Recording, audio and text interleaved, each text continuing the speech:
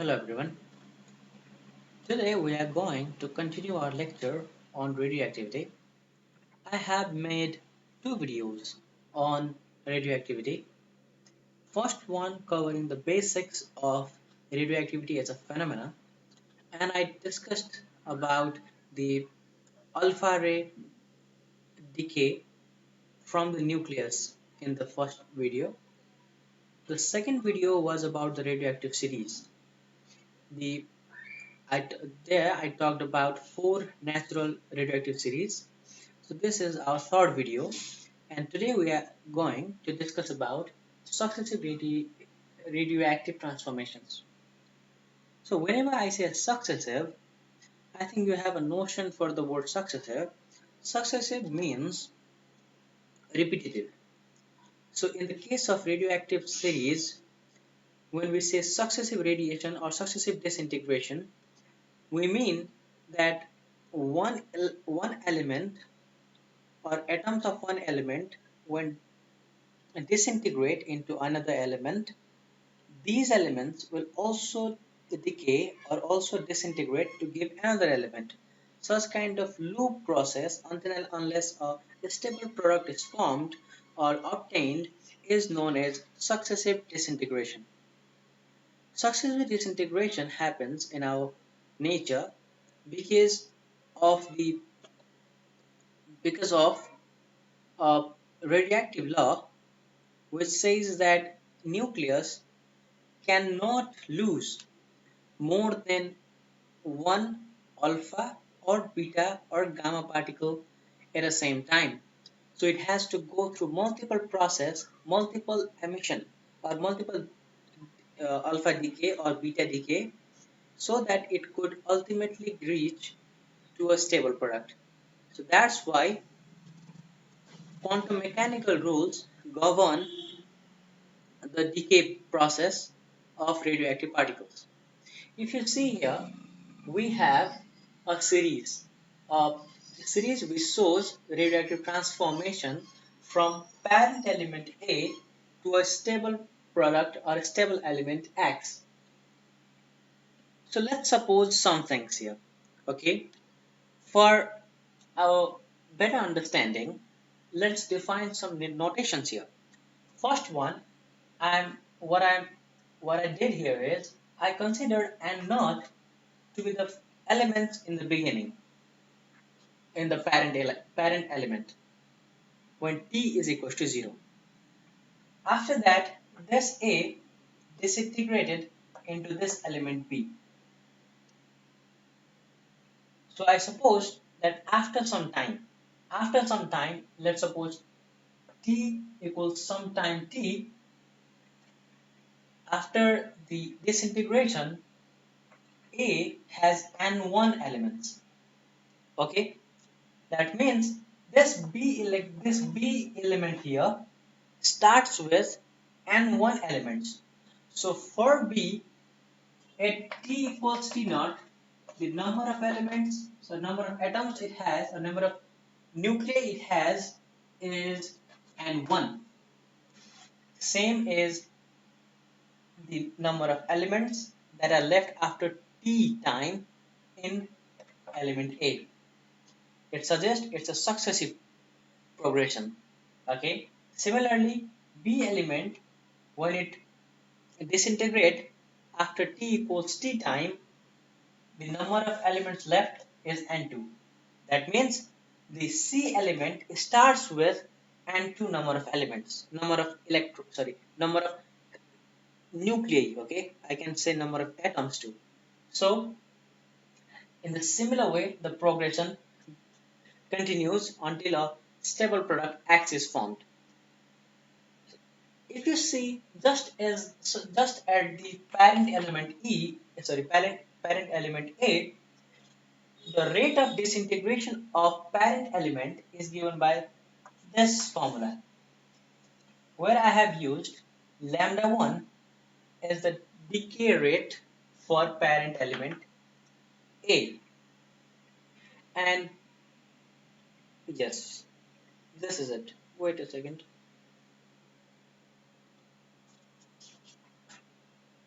Yeah, I have considered n1 elements, n1 to be the number of elements left after the disintegration in element A. Okay, so continuing our discussion, the rate of formation of B is given by lambda 1 and 1. Okay, because B is being formed from A. That's why it has, for the formation of B, it has the rate lambda 1. But for the decay rate or disintegration rate of B, we used lambda 2. That means B is being formed from A and B is giving a product C. In between the product B and C, in between the product B and C, the rate of disintegration is lambda 2. But in between A and B, the rate of disintegration is lambda 1. So we can say that the rate at which the atoms of B are being formed can be found out by subtracting lambda 1 times n1 and lambda 2 times n2. If I subtract these two quantities, then I would get the rate of disintegration of atoms of B. Now we know that n1 is also given by n naught e to the power minus lambda 1 t. When I substitute it, I would get this equation. Now this equation, if I take this term to the other side, I would get this equation. And this equation takes a form of first order linear ODE. Now we know how to find out the value, how to find out the solution of this differential equation. And that we do by using the integration factor method. So here if you see, integrating factor of this differential equation would be e to the power lambda 2t. And the right hand side would be integration of this q quantity. If I use the notation of the notation from the differential equations, this is called the q quantity and this quantity is called p quantity and this thing is called y. So our formula would be y times integrating factor, which is given by e to the power integration of p d and whatever the independent variable is, maybe t or x. Here we have t, so I'm going to write t. So this is our IF. So y times IF means this equals integration of q times IF dt. So q times IF and dt.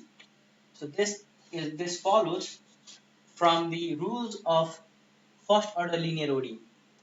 When we do that and when we find out this integration, we would be left with our integrating constant c.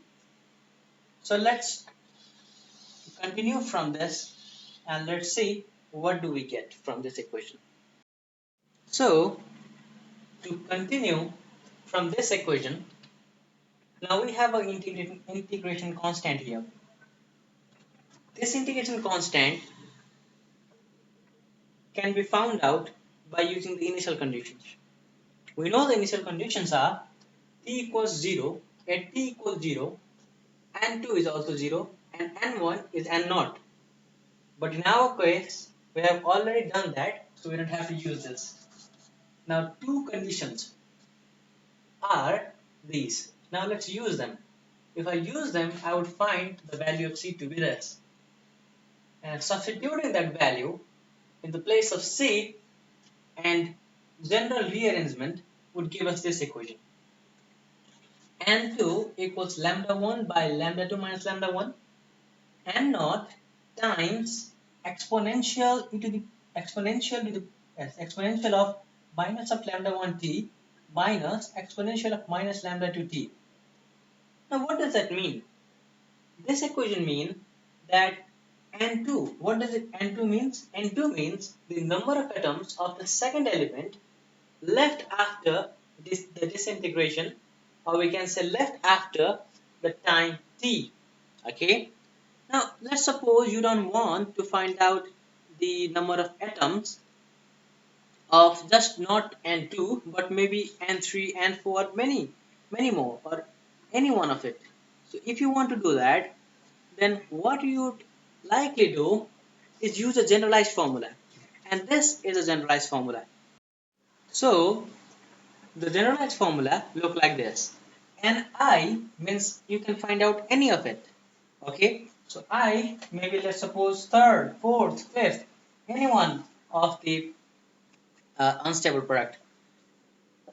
You can find out the number of atoms of any element, okay, any element after t time, and this is given by this generalized formula.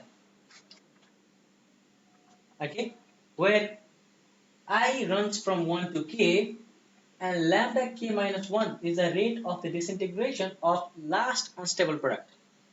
So this is about the theory of successive disintegration or successive radioactive transformation. Now we are going to talk about the radioactive equilibrium. What does that mean? Now it turns out that we have two types of we have divided the concept of radioactive equilibrium into two types of equilibrium. First one, it's called scalar or permanent equilibrium, whereas another one is called transient equilibrium. Let's understand these. So we are now interested in understanding radioactive equilibrium. What does radioactive equilibrium mean? Where does it come from? So the concept of radioactive equilibrium comes from the fact that when the rate of formation of new atoms is equal to the rate of disintegration, then that condition would lead us to some equilibrium, which equilibrium is now called as the radioactive equilibrium. So we know the formula dni by dt equals lambda I minus 1 times ni minus 1 minus lambda I times ni. So this is our formula which governs the change of any intermediate element. Here dni by dt is the decay rate and this lambda is the decay constant. So whenever we say that the rate of formation is equal to the rate of disintegration, that means the change in this decay rate is equal to 0. So now we have to consider the fact that when we have such kind of radioactive equilibrium, now there may be two reasons for that, and because of those two reasons, we categorize this radioactive equilibrium into two categories. First one is called secular or permanent equilibrium, and second one is called transient equilibrium. Here we have a definition as well as an example that shows secular or permanent equilibrium.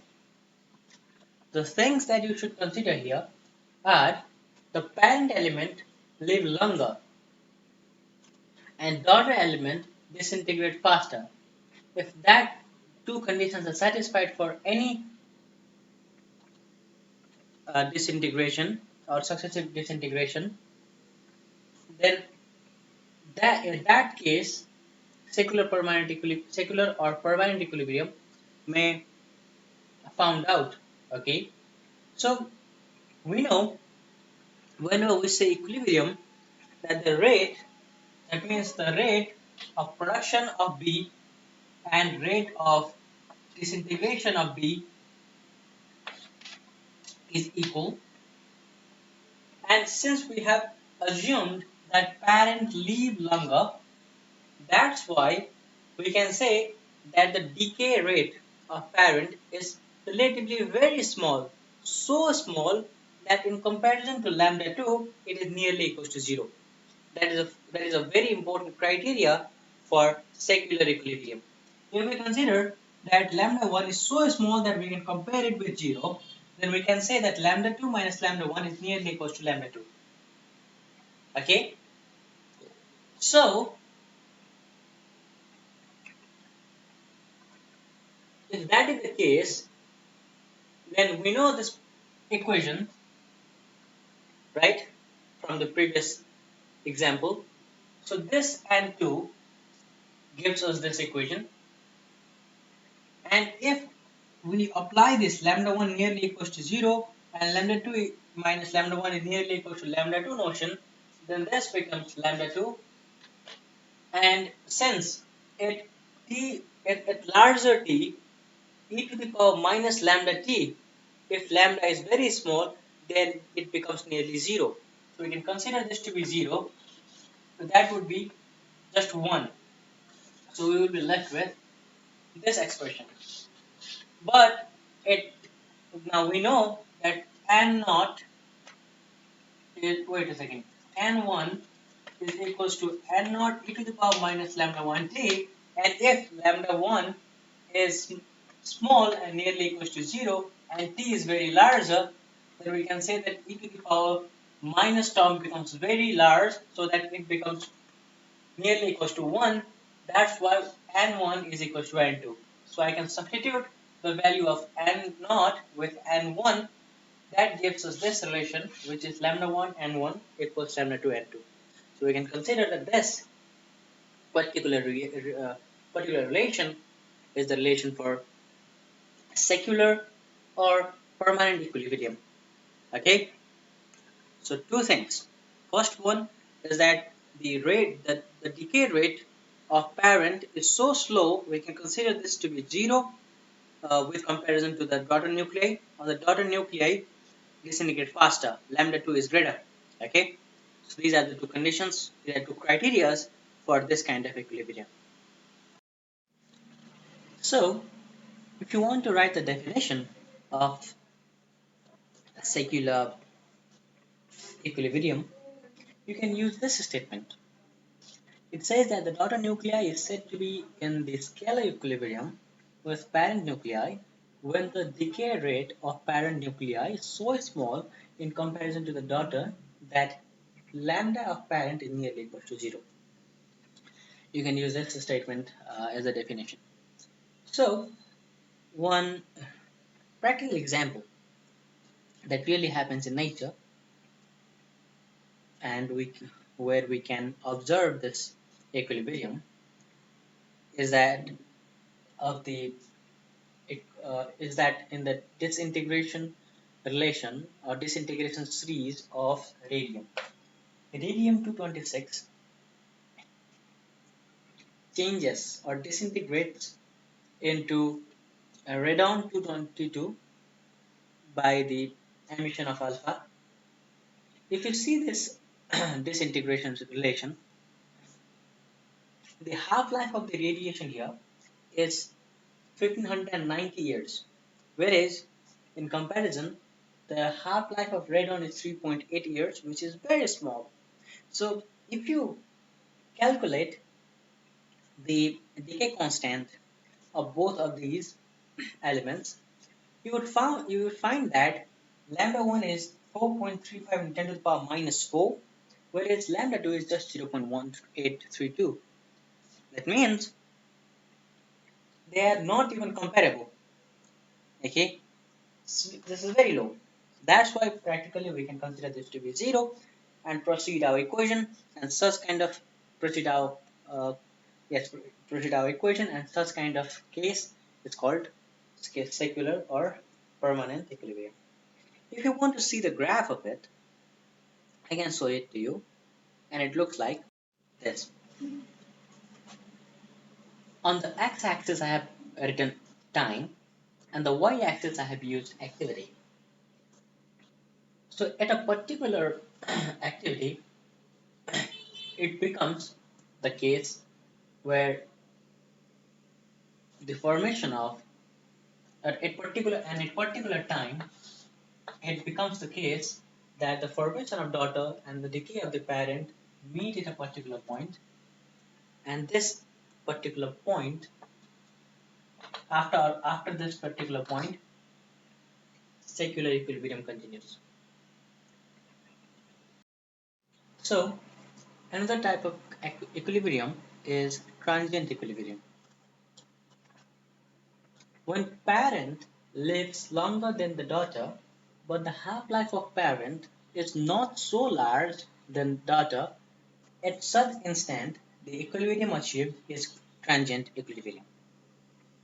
So here too, lambda 1 is smaller than lambda 2, but lambda 1 can't be considered to be 0. If that is the case, then in this equation we can't consider this to be 1. Okay, what we can consider is this. So what I did here is I substituted the value of n naught is n1 e to the power lambda 1 t, and when I multiplied this exponential with other exponentials, I got this equation. Now here you can see if t goes large enough, that means if we leave the reaction for large time or long interval of time, then after some times it so becomes that this exponential kills itself and becomes 0. And at that point we get n2 by n1 equals lambda 1 by lambda 2 minus 1. That means the number of elements or the number of nuclei remaining in the daughter nuclei over the number of nuclei remaining in the parent nuclei becomes a constant number. Okay, so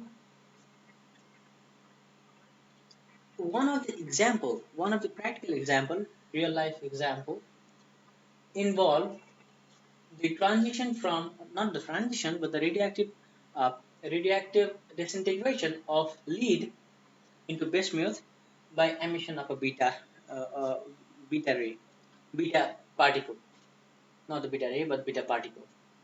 Now here, the lead has a half-life of 10.6 hours, but the half-life of bismuth is 1 hour. So even though the half-life of this parent nuclei is large, it's not so large enough we can consider the lambda of it to 0. Okay, we can't consider that lambda, if we find out as the previously, then lambda is not so small that we can't consider this to be 0. That's why what happens here in this transient equilibrium is, if we try to visualize it through this graph,